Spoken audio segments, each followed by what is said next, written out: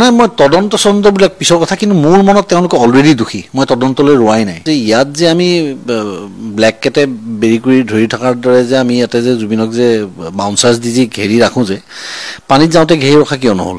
গোটেই ৰাতিটো পাৰ্টি কৰি বা কৰিবলৈ দি ৰাতিপুৱা তাক এনেকুৱা ধৰণৰ এটা ৱাটাৰ স্পট এটা কৰিবলৈ লৈ যোৱাটো মই হাইলি ইৰেছপনচিবল বুলি ভাবোঁ। মৃত্যুক লৈ আৰু কি ক'ম, মই গোটেই সমগ্ৰ অসমবাসীয়ে দেখুৱাই দিলে ভাৰতবৰ্ষক যে আচলতে শিল্পীৰ সন্মান কেনেকৈ কৰা হয়। গতিকে এইটো পৰ্যায় পোৱাৰ পাছত মই আৰু এতিয়া নতুনকৈ সেইটো কথা কোৱাৰ মোৰ কোনো প্ৰয়োজন নাই বুলি ভাবোঁ। কিন্তু এটা কথা মই ক'ম যে যিটো ঘটনা হ'ল খুব দুৰ্ভাগ্যজনক, আৰু যিখিনি মানুহক আমি জগৰীয়া কৰিছোঁ সেই মানুহখিনি কেনেকৈ জগৰীয়া তাৰ বিষয়ে মই ক'বলৈ সময় পাম চাগে, নহয় মই ক'ব পাৰিম নহয়। গতিকে মই তাকে কওঁ যে প্ৰথম কথা হৈছে যে ইয়াত যে আমি ব্লেক কেটে বেৰি কৰি ধৰি থকাৰ দৰে যে আমি ইয়াতে যে জুবিনক যে বাউন্সাৰ্ছ দি যে ঘেৰি ৰাখোঁ, যে পানীত যাওঁতে ঘেৰি ৰখা কিয় নহ'ল?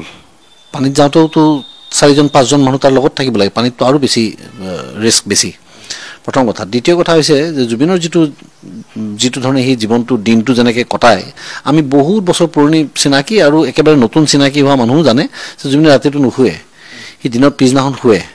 গতিকে তাক গোটেই ৰাতিটো পাৰ্টি কৰি বা কৰিবলৈ দি ৰাতিপুৱা তাক এনেকুৱা ধৰণৰ এটা ৱাটাৰ স্পট এটা কৰিবলৈ লৈ যোৱাটো মই হাইলি ইৰেছপনচিবল বুলি ভাবোঁ, প্ৰথম। দ্বিতীয় কথা। তৃতীয় কথা, য'ত সাধাৰণ মানুহে যি আমাৰ দৰে যিয়ে মই এটা লাইনত মই এক্সপাৰ্ট, মই নিজে সাঁতোৰোঁ, মই নিজে জানো ভালকৈ, কিন্তু যি একেবাৰে নজনা মানুহ যে গাঁৱৰ পুখুৰীত সাঁতোৰা শিকিছে তেওঁ যদি দেখে সেই ভিডিঅ'টো, তাত ৰিয়েলাইজ কৰিব যে জুবিনৰ কষ্ট হৈছে সাঁতোৰোতে। আৰু এতিয়া 1, 2, 3টা ফুটেজ টুকুৰাকৈ ওলাই আছে। গতিকে এই গোটেইখিনি কষ্ট তেওঁলোকে লগত থকা কেইজনে নিজকে পানী কেতিয়াও দেখি নোপোৱা মানুহৰ নিচিনা চটফটাই থাকি হুলস্থুল কৰি থাকি জুবিনক যে নাচালে, যে ইগন'ৰ কৰিলে, সেইটো তেওঁলোকৰ দোষ। সেইটো মোৰ মতেৰে অক্ষমনীয় অপৰাধ। কাৰণ সেই অপৰাধটো ফলত আজি কাৰ ভুল আছিল? এইটো এনেকুৱা সৰু বস্তু নহয়তো যে পানীখিনি পৰি গ'ল, গাখীৰখিনি পৰি গ'ল, এনেকুৱা বস্তু নহয়, বটলটো ভাঙি গ'ল নিচিনা বস্তু নহয়তো।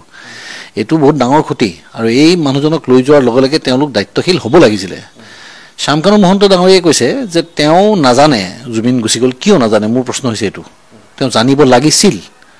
মোৰ ল'ৰাটো কেনি গৈছে নাজানে বুলি ক'লে মই হ'ব নেকি? কাৰণ সি মোৰ কাৰণে আপোনটো, সি মোৰ কাৰণে মৰমৰ। ঠিক তেনেকৈ জুবিনক যেনেকৈ মৰমৰ বুলি কৈ থাকে, তেতিয়া জুবিন ক'ত গৈছিল তেওঁ নাজানিলে কেনেকৈ হ'ব?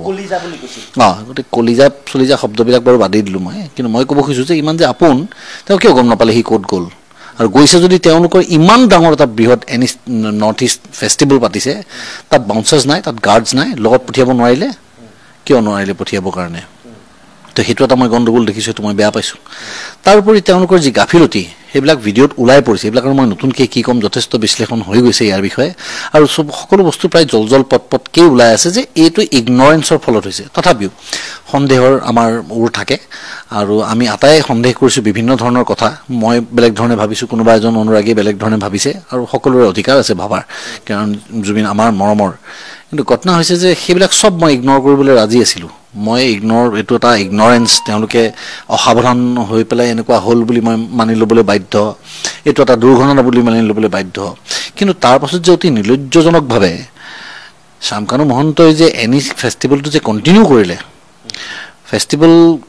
কৰিলে, ফেশ্বন শ্ব'ৰ নিচিনা বস্তু এটাও কণ্টিনিউ কৰিলে, বেলেগ এটা নাম দি পেলাই, মই সেইটোহে বৰ তীব্ৰ গৰিহণা দিছোঁ। তাৰমানে যে কি হ'ল হয়, খুব বেছি তেওঁ অলপমান টকা পইচাৰ ক্ষয়ক্ষতি হ'ল, হয়তো হ'ব লাগিছিলে, হ'বই দিব লাগিছিলে। তেতিয়া আমি গম পালোঁহে যে জুবিনৰ প্ৰতি তেওঁ কিমান দায়িত্বশীল। অসমীয়া আৱেগ, অসমৰ ইয়াৰ আমঠু এজনৰ প্ৰতি তেওঁৰ কিমান দায়িত্ব, এইটো কথা ওলাই পৰিলে হয় যে তেওঁ নিজৰ ক্ষতি সাধন কৰি হ'লেও তেওঁ জুবিনক অনাৰ কৰি পেলাই, যিজন মানুহে আজি সমগ্ৰ ভাৰতবৰ্ষৰ এটা ইম্পেক্ট পেলাই থৈ গ'ল, যাৰ মৃত্যুৱে, সেই মানুহজনক হেৰুৱাৰ পাছত এই যে এক্সিবিশ্যনটো যে কণ্টিনিউ কৰিলে, যে এইটো অতি লজ্জাজনক কথা।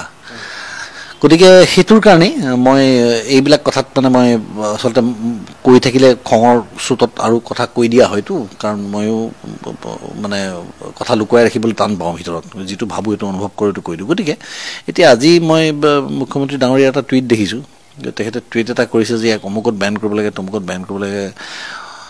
ভাৰত চৰকাৰলৈও তেওঁ অনুৰোধ জনাইছে যাতে তেওঁক কোনো ধৰণে আগলৈ প্ৰশ্ৰয় নিদিয়ে বা তেওঁ কোনো ধৰণৰ ফাইনেন্সিয়েল হেল্প নকৰে।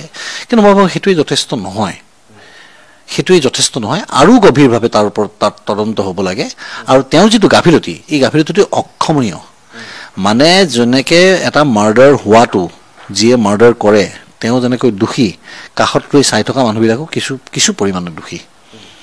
গতিকে সেই বস্তুটো অলপমান লক্ষ্য ৰাখি তেওঁৰ ওপৰত মানে দস্তুৰমত আৰু জাতিৰ আৱেগক মানে নিদিয়া, গুৰুত্ব নিদিয়া যিটো তেওঁ কাম কৰিলে, যে দায়িত্ববিহীন যিটো আমাক বুজালে, যে তেওঁ যিটো দায়িত্ববিহীন কাম কৰিলে, যে জুবিন ঢুকাই যোৱাৰ পাছতো, এনে এটা সম্পদ হেৰাই যোৱাৰ পাছতো যে দুদিন কৰি, সেইটোৰ কাৰণেতো তেওঁক বিশেষকৈ প্ৰচিকিউট কৰিব লাগে। আৰু এই যিজন মেনেজাৰ সেইজনক লৈ কি ক'ব বিচাৰিব? সিদ্ধাৰ্থৰ মই আজিলৈকে যেতিয়া দেখি আছোঁ, মই এনেকুৱা ধৰণৰ কথা কেতিয়াও ভবাই নাছিলোঁ, মনলৈ কেতিয়াও অহাই নাছিল। কিন্তু যিবোৰ তথ্য এতিয়া সন্মুখলৈ আহি আছে, এই হোৱাটছএপ কনভাৰ্চেশ্যনবিলাক, এতিয়াতো অলপ সন্দেহ কৰিবলৈ আমাৰো চিন্তা থল আছে, নোহোৱা নহয়। আৰু যিটো ধৰণে তেওঁলোকে, মই ক'লোঁ নহয় অলপ আগতে, যে যেনেকৈ ইয়াত যেতিয়া থাকে জুবিন নিজৰ মানুহখিনিৰ মাজত মাটিত, তেতিয়া তেওঁলোকে যে 6জন-7জন বাউন্সাৰ দি বেৰি কৰি ধৰি থাকে, যে ইয়াৰ পৰা বিদেশী ভূমিত লৈ গৈ সাগৰৰ পানীৰ নিচিনা জেগা এটাত তেওঁলোকে যে তাত যে তাক বেৰি কৰি নধৰিলে কিয়, সেই প্ৰশ্নটো মোক উত্তৰ দিব লাগিব। চাইছোঁ, মই চাইছোঁ, গোটেইকেইটা চাইছোঁ, কিয় পিন্ধিব দিব তাক তেনেকৈ সাঁতুৰিবলৈ। আৰু বাৰম্বাৰ যেতিয়া বিশেষকৈ সি মেনেজাৰ, হি ছাপ'জ টু ন' এভৰিথিং, তেওঁ চব জানিব লাগে। যিটো কথা আমাৰ বাচ্চাই জানে অসমখনত, যে জুবিনৰ যিটো ডিছঅৰ্ডাৰ আছে, সেই বিশেষ অসুখটোৰ কাৰণে তাক পানীত যাবলৈ, জুইৰ ওচৰত যাবলৈ মানা কৰি থোৱা হৈছে। তাৰপিছত ইমান গাফিলতি কিয়, সেই গাফিলতিৰ পৰিণাম তেওঁলোকে ভুগিব লাগিব। আৰু এটা কথা কোৱা হৈছে যে এতিয়া তেওঁ এই শ্যামকানু মহন্ত ডাঙৰীয়াই, আপুনি যদিহে চাই, আপুনি প্ৰগ্ৰেমটোতো অনুষ্ঠানটো কৰিলেই, তাৰ পাছতো কিন্তু তেওঁ সামাজিক মাধ্যমত কোনো ধৰণৰ দায়িত্ববোধ নোহোৱাকৈ তেওঁৰ প্ৰতি অকণমান এটা শব্দও নিলিখিলে। এতিয়া মই এটাই কথা ক'ম, যিয়ে যিটো বিচাৰে জীৱনত তাকেই পায়। মই এক্সাৰচাইজ কৰি পেলাই মোক বডি লাগিছিলে, মই কৈ লৈ ল'লোঁ। কাৰোবাক যদি মান লাগে তেওঁ মান ল'ব। জুবিনে মানুহ বনাব লাগিছিল, মানুহ বনালে, টকা পইচাৰ কথা চিন্তা নকৰি। শ্যামকানু মহন্তহঁতে নিজৰ কাৰণে কি গঢ়িছে তেওঁলোকে নিজে জানে। আৰু কিন্তু বহুত কেইজন অসমীয়া মানুহো তাত আছিলে, সেই গোটেই সোপাকে নহয়, মই তদন্ত চদন্তবিলাক পিছৰ কথা, কিন্তু মোৰ মনত তেওঁলোকে অলৰেডি দোষী। মই তদন্তলৈ ৰোৱাই নাই। তেওঁলোকে জুবিনৰ দৰে এজন ব্যক্তিক লৈ গৈ তেনেকুৱা এটা সত্তাক লৈ তেওঁলোকে হেতালি খেলিব নালাগিছিলে। গতিকে এইটো সাংঘাতিক ডাঙৰ অপৰাধ, কাৰণ কিছুমান ভুল অক্ষমনীয় হয়।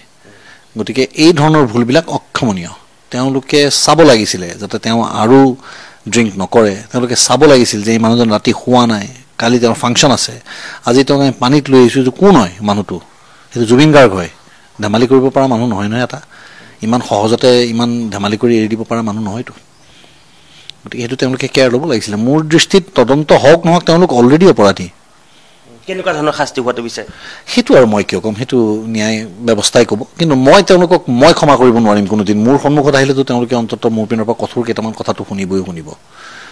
মানে আইনী প্ৰক্ৰিয়াটো আইনে জানিব, বা যিখিনি অধিবক্তা আছে, যিসকলে আজি লাগি আছে, জুবিনৰ অনুৰাগী যিমানসকল আছে, প্ৰত্যেকটো ডিপাৰ্টমেণ্টত আছে, তেওঁলোকে দিল টেক কেয়াৰ অফ ইট। মই তাৰ বিষয়ে নাজানো, গতিকে মই খুব আৱেগিক হৈ পেলাই এতিয়া তেওঁলোকক কোবাই মাৰি পেলাব লাগে বুলি ক'ব নোৱাৰোঁ।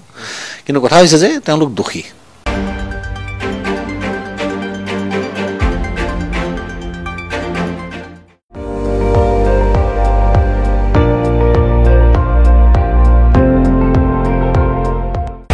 আপুনি চাই আছে ND24, সৰ্বশ্ৰেষ্ঠ নহয়, সৰ্বোত্তমৰ দৌৰ।